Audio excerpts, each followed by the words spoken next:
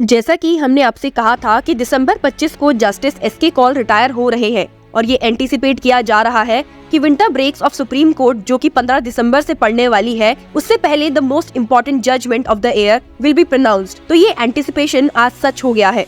Supreme Court के constitution bench comprising Chief justice of India DY Chandrachud, justice Sanjay Kishan Kaul, Sanjiv Khanna, BR Gavai and Suryakant ने article 370 को challenge करने वाली बैच ऑफ पिटीशंस पर अपना जजमेंट प्रोनाउंस कर दिया है। 16 दिन की लंबी हियरिंग और पिटीशनर्स और यूनियन दोनों के आर्गुमेंट सुनने के बाद चीफ जस्टिस ऑफ इंडिया ने सुबह 10:30 बजे रिजर्व वर्डिक्ट प्रोनाउंस किया। इस जजमेंट में चीफ जस्टिस ऑफ इंडिया ने पिटीशनर्स के हर एक इशू को एक्सप्लेन करते हुए उस पर अपने डिसीजन डिलीवर किया है। आप तो जानते हैं कि कितने लोग, specially the people of Jammu and Kashmir, are waiting for this verdict to be pronounced. और जैसे ही ये न्यूज मिली कि सुप्रीम कोर्ट 11 दिसंबर 2023 को वर्डिक्ट देगा, तो People's Democratic Party president Mehbooba Mufti was put under house arrest. यहाँ तक कि पुलिस ने जर्नलिस्ट को भी मना कर दिया कि वो National Conference president Farooq Abdullah and vice president Omar Abdullah के रेजिडेंट के बाहर गैदर नहीं होंगे। पुलिस का जम्मू एंड कश्मीर में सिक्योरिटी टाइट करना ये दर्शाता है कि इंडीड जजमेंट प्रोनाउंस होने के बाद law and order situation create हो सकती है। आपको बता दूं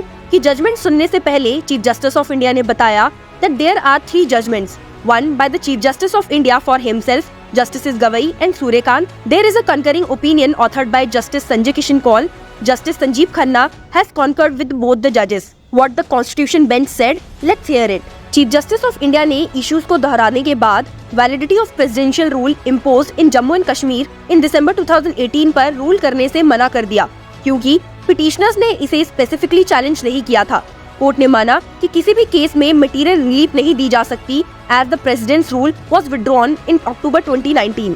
chief justice of India DY Chandrachud ने कोट किया, there are limitations on the power of the union in states when the proclamation of presidential rule is in force.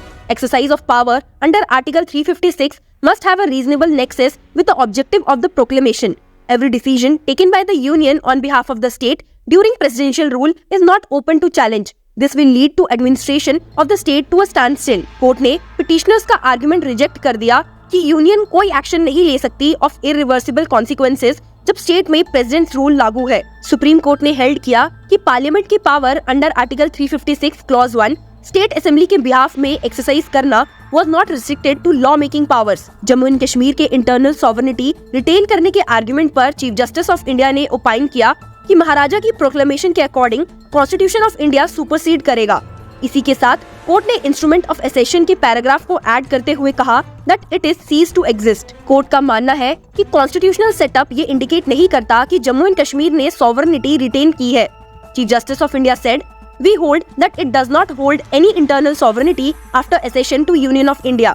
Chief Justice of India ने add किया कि Jammu and Kashmir India का integral part बन गया है is evident from Articles 1 and Article 370 of Constitution of India. क्या constitution का article 370 temporary है? इस इशू को भी एड्रेस करते हुए चीफ जस्टिस ऑफ इंडिया ने अपने जजमेंट में कहा कि आर्टिकल 370 हिस्टोरिकल रीडिंग्स पर टेम्परेरी है।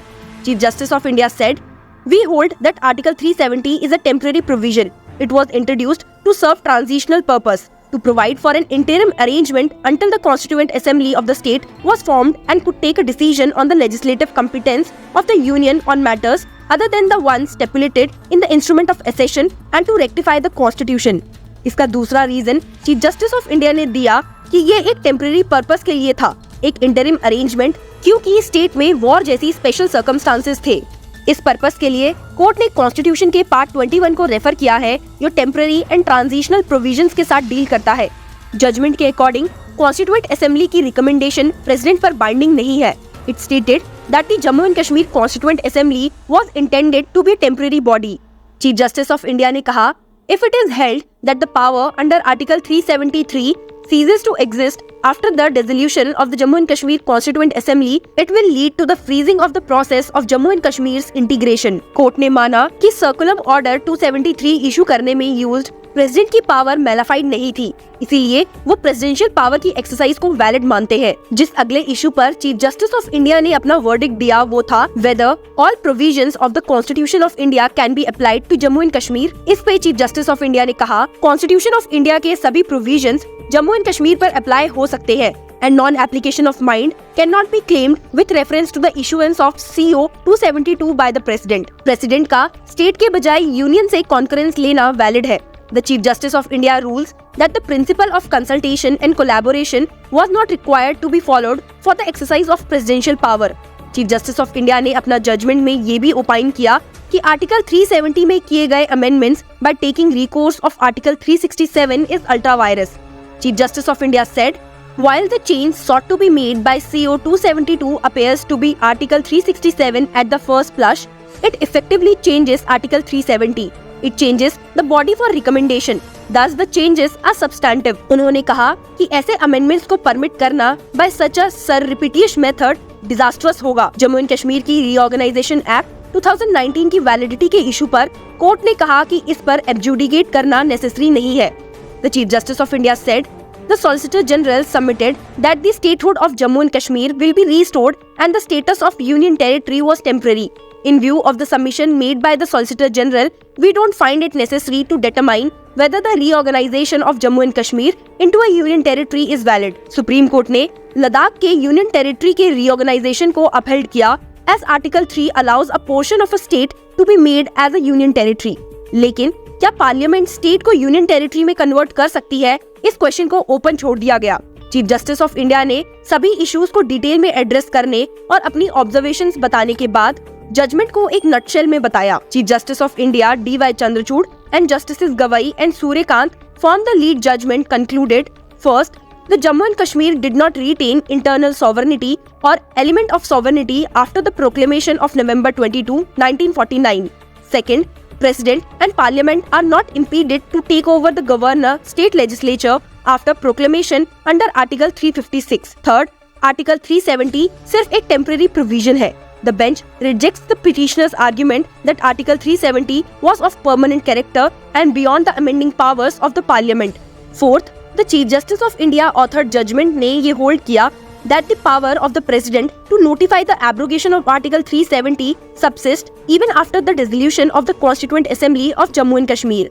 Fifth, the Chief Justice of India notes that Article 370 was only a provision to take care of the transition from a princely state to the Union. It was interim arrangement to tide over the war at that time. Even the textual readings of Article 370 shows it is as a temporary provision. Sixth, concurrence of the state legislature was not required to apply all the provisions of the Indian Constitution to Jammu and Kashmir. The President center not wrong in taking concurrence of the state legislature. Seventh, Constitution of Jammu and Kashmir अब inoperative है. It was only made to fill gaps in the Indian Constitution concerning the state. After abrogation of Article 370 and application of the entire Indian Constitution to the state, the Jammu and Kashmir Constitution implicitly serves no purpose. Eighth, no need to examine whether Jammu and Kashmir Reorganization Act after Solicitor General appearing for the centre said the Union Territory of Jammu and Kashmir would be returned to statehood. Ninth, election of Jammu and Kashmir Assembly should be held before September 30, 2024.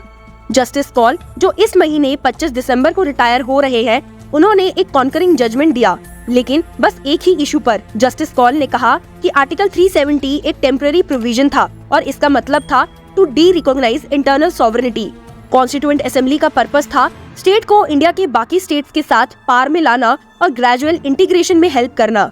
He said the constituent assembly cease to exist only its recommendatory powers cease to exist. Using the amendment of Article 367 as a backdoor was incorrect. Article 356 can be imposed and it does not bar the union or president to exercise non-legislative functions on the state legislature. Justice Kaul ने कहा कि state legislature के views को ascertain करना impossible था क्योंकि state assembly session में नहीं थी. जस्टिस कॉल ने ट्रुथ एंड रिकंसिलिएशन कमीशन को कॉन्स्टिट्यूट करने को कहा to investigate and report on the violations of human rights both by the state and non state actors at least since the 1980s and recommend measures for reconciliation.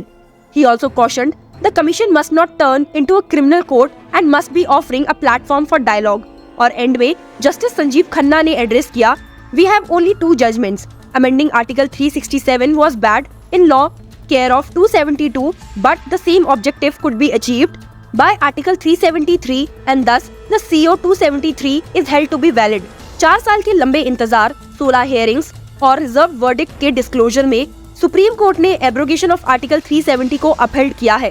साथ ही state में सितंबर 2024 तक elections organise करने के directions दिए हैं। Court ने statehood restore करने की भी मांग की है। अब देखना ये है कि इस वर्डिक्ट के आफ्टर इफेक्ट्स क्या होते हैं। Stay tuned with the law chakra.